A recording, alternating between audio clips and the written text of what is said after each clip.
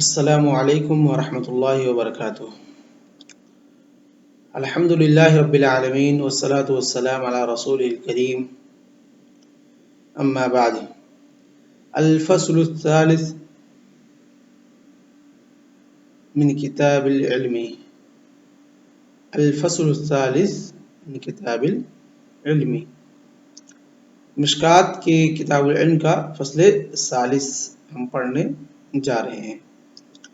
وعن الحسن مرسلا قال قال رسول الله صلى الله عليه وسلم من جاءه الموت وهو يطلب العلم ليحيي به الإسلام فبينه وبين النبيين درجة واحدة في الجنة، رواہ الدارمی۔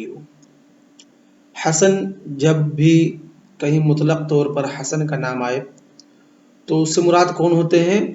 حسن بصری، حسن بن ابی الحسن البصری، وقیل اسم ابیہ یسار، یعنی حسن بن یسار البصری یا حسن بن ابی الحسن البصری رحمہ اللہ، اور یہ تابعی ہیں۔ اور یہاں پر کیا کہا؟ وعن الحسن قال، ڈائریکٹ تابعی اللہ کے رسول صلی اللہ علیہ وسلم سے روایت کر رہے ہیں، تو اس لیے بیچ کے اندر مصنف رحمہ اللہ نے کیا لکھ دیا؟ مرسلن، یعنی حدیث کیا ہے؟ مرسل ہے۔ مرسل کسے کہتے ہیں؟ ما رواہ التابعی عن النبی صلی اللہ علیہ وسلم، کہ وہ حدیث جس کو تابعی اللہ کے رسول صلی اللہ علیہ وسلم سے ڈائریکٹ روایت کرے، اس کو کیا کہتے ہیں؟ مرسل کہتے ہیں۔ اس کو کیا کہتے ہیں؟ مرسل کہتے ہیں، کیونکہ بیچ کے اندر صحابی، جو سلسلہ سند کے اعتبار سے صحابی کا ہونا ضروری تھا، کیونکہ حسن کی لقاء اللہ کے رسول صلی اللہ علیہ وسلم سے ثابت نہیں ہے، تو بیچ میں کن کا ہونا ضروری تھا؟ صحابی کا۔ اور یہاں پر صحابی حذف ہیں، صحابی نہیں ذکر کیے گئے ہیں، تو روایت کیا ہوگی؟ مرسل ہوگی۔ کأن التابعی ارسل الروایہ فیروی عن النبی صلی اللہ علیہ وسلم، وفعل هناك ان التابعی هو الحسن البصری يروي هذه الرواية عن النبي صلى الله عليه وسلم بدون ذكر الصحابي، فنسمي مثل هذا الحديث ماذا؟ المرسل۔ المرسل جس میں تابعی ڈائریکٹ اللہ کے رسول صلی اللہ علیہ وسلم سے روایت کرے۔ تو جو مرسل اور مرسل یہ حدیث کے ضعیف ہونے کے کس سبب میں سے ہے؟ السقط فی الاسناد، لأن هناك اسقط صحابی، ماذا؟ اسقط صحابی، فنحن لا نعرف الذي اسقط هل كان صحابيا ام غيره، فهمت؟ لو عرفنا ان المسقوط هو الصحابي فنقول ان هذا الحديث صحيح لان الصحابة كلهم عدول، ولكن لا نعرف هل اسقط الصحابي فقط ام اسقط التابعي ايضا قبل الصحابي، لان هناك كثير في الروايات انت تجد عند البحث ان التابعي يروي عن التابعي ثم الصحابي، فلا نعرف ان هل اسقط الصحابي فقط ام اسقط معه التابعي، فهناك احتمال، فاذا وجد الاحتمال بطل الاستدلال، تو جب احتمال پائے جانے لگے گا تو آپ استدلال نہیں کر سکتے۔ تو گویا کہ یہاں پر ہمیں نہیں پتا کہ صرف اور صرف صحابی ہدف ہے یا صحابی کے ساتھ ساتھ تابعی بھی کوئی ہدف ہے، کیونکہ اگر یہ علم ہو جائے کہ صرف اور صرف صحابی ہدف ہے تب تو کوئی مسئلہ ہی نہیں رہے گا، تب تو کوئی مسئلہ ہی نہیں رہے گا۔ کوئی بھی صحابی کے سب عادل ہیں، ان کو اللہ رب العالمین نے عدالت کا سرٹیفکیٹ دیا ہے، وہ کسی آدمی کسی انسان کی عدالت کا محتاج نہیں ہے۔ اتنا تو سمجھ میں آ گیا ہوگا مرسل کا۔ اس کے بعد قال رسول اللہ صلی اللہ علیہ وسلم، حدیث کی طرف منتقل ہوتے ہیں۔ ہاں، کیا ہم نے کہا کہ یہ کس سبب میں سے ہے؟ ضعیف کے سقط فی السند، اور مرسل کیا ہے؟ یہ ضعیف کی قسموں میں سے ہے۔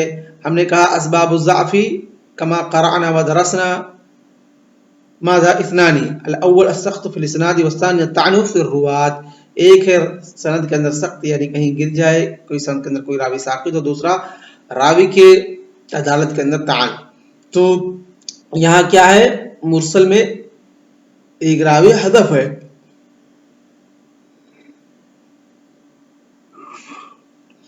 रावी क्या है, साक़ित है, तो इस वजह से हम क्या कहेंगे, यह हदीस मुरसल है और मुरसल ज़ईफ़ है। किस्म में से यह हदीस लेकिन यह हदीस ज़ईफ़ है।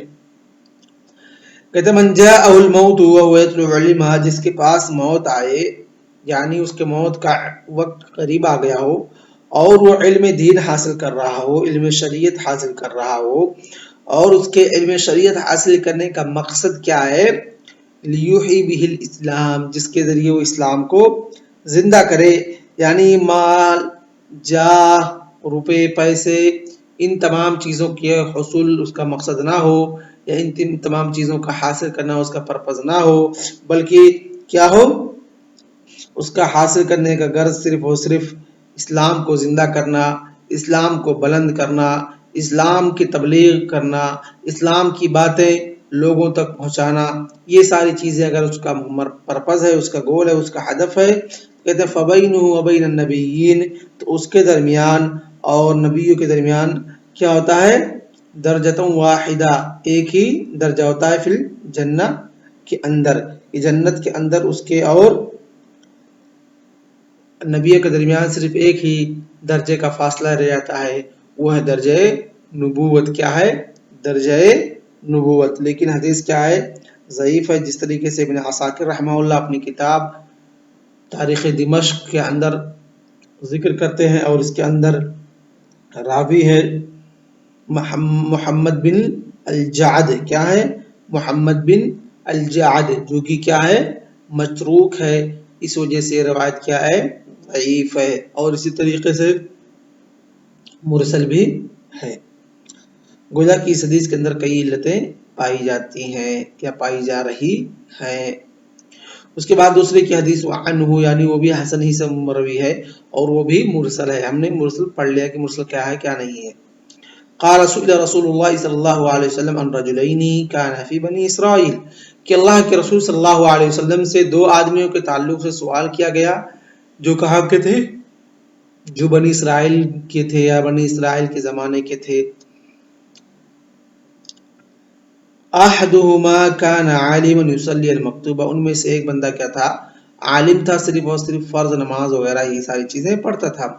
सुम्मा यजलिस फ़युअल्लिमुन नास अल-खैर, फिर बैठता था फ़र्ज़ नमाज पढ़ने के बाद लोगों को दीन की बात, भलाई की बात, अम्र बिल मारूफ नही अनिल मुनकर, और तमाम चीज़ें कुरान और तमाम चीज़ें अल्लाह रब्बुल आलमीन के कलाम और अपने उसके रसूलों की बातें लोगों तक उसकी तबलीग करना, इन तमाम चीज़ों को लोगों को सीखता था और सिखलाता था। और दूसरा बंदा क्या था, यसूमुन नहार व यक़ूमुल लैल, जो दिन भर रोज़ा रखता था, रात भर क़ियामुल लैल करता था। अय्युहुमा अफ़दल, कि दोनों में से अफ़दल अल्लाह के रसूल सल्लल्लाहु अलैहि वसल्लम कौन है, वो आमिल, वो आलिम जो कि फ़र्ज़ नमाज पढ़ता है उसके बाद लग जाता है दीन को सीखने में, सिखलाने में, या वो बंदा जो कि रात भर क़ियामुल लैल करता है,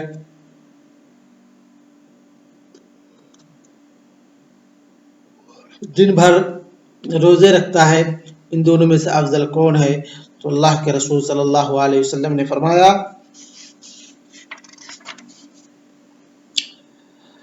फ़ज़्लु हाज़िल आलिम अल्लज़ी युसल्ली अल-मक्तूबा सुम्मा यजलिस फ़युअल्लिमुन नास अल-खैर, कि ये आदमी, ये आलिम जो कि सिर्फ और सिर्फ फ़र्ज़ नमाज़ों को पढ़ता है, उसके बाद लोगों को दीन की तालीम सिखाने के लिए बैठ जाता है, अल्लाह रब्बुल आलमीन के कलाम और भलाई की चीज़ें सिखलाने के लिए बैठ जाता है, उसकी फजीलत ऐसे है आबिद पर जो कि दिन भर रोज़ा रात भर क़ियामुल लैल करता है, का फ़ज़ली अला अदनाकुम, जिस तरीके से मेरी फजीलत तुम में से एक अदना बंदे पर है, जिस तरीके से मेरी फजीलत एक अदना बंदे पर है। गोया कि एक साहिब इल्म और आलिम बिल्लाह, आलिम बि अम्रिल्लाह जो है, उसकी فضیلت کس قدر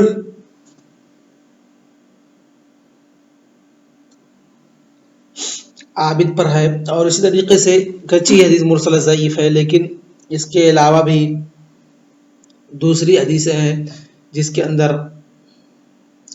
اللہ کے رسول صلی اللہ علیہ وسلم نے فرمایا فضل العالم علی العابد کفضل القمر لیلۃ البدر علی سائر الکواکب، کہ ایسے ہی ہے جیسے کہ چاند کی فضیلت جب وہ چاند 14ویں کا چاند ہوتا ہے کس قدر چمک دمک اور روشن والا ہوتا ہے، اور اس کی فضیلت تمام ستاروں پر ہوتی ہے. تو ایسے ہی ہے. وعن علی رضی اللہ تعالی عنہ قال قال رسول اللہ صلی اللہ علیہ وسلم نعم الرجل الفقيه في الدين ان احتیج الیہ نفع وان استغنی عنہ اغنى نفسه رواہ رزین.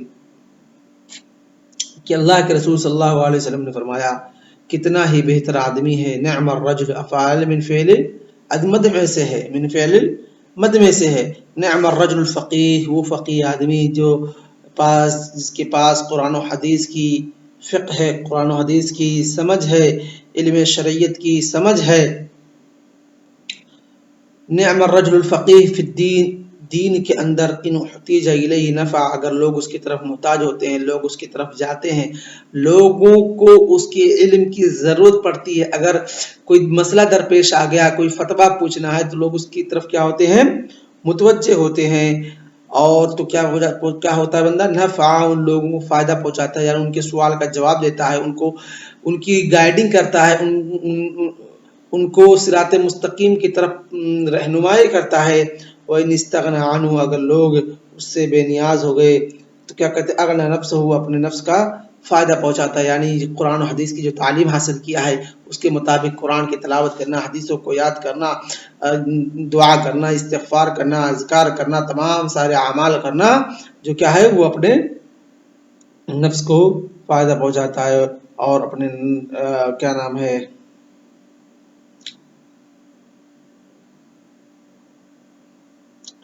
اپنے نفس کو وہ غنی کرتا ہے اور فائدہ پہنچاتا ہے. اور اس حدیث کو ابن عساکر رحمہ اللہ نے بھی کتاب تاریخ دمشق کے اندر ذکر کیا ہے. اور اس کے اندر ایک راوی ہے عیسیٰ، جس کے تعلق سے امام دارقطنی رحمہ اللہ فرماتے کیا ہے؟ متروک. کیا ہے؟ متروک ہے. اور ابن حبان رحمہ اللہ ان کی وفات 354 ہجری کے اندر فرماتے ہیں یروی عن آبائہ اشیاء موضوع، جو کہ اپنے باپ سے موضوع چیزوں کو روایت کرتے ہیں، موضوع چیزوں کو روایت کرتے ہیں.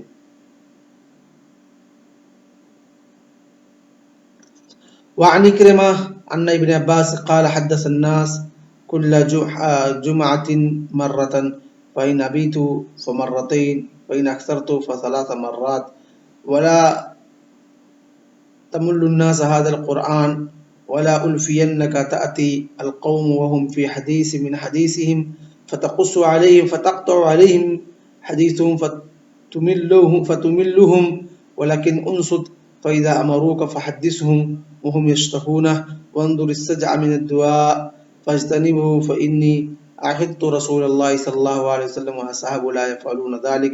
رواہ البخاری. اکرمہ جو کہ مولا ابن عباس رضی اللہ تعالی عنہ میں فرماتے ہیں کہ کہتے ہیں کہ حدث الناس كل جمعة، جمعہ سے مراد کیا ہے یہاں؟ اسبوع ہے.